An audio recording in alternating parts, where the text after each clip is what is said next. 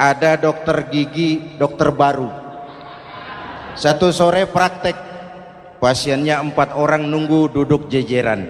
Dipanggil pasien pertama, diperiksa, berlubang giginya, dicabut tanpa dibius.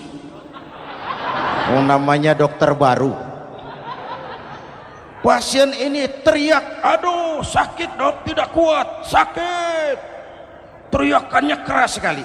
Pasien yang 3 orang yang nunggu gemeter,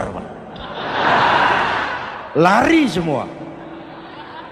Sudah saya dicabut, diobati, selesai, tanya, sudah selesai dok?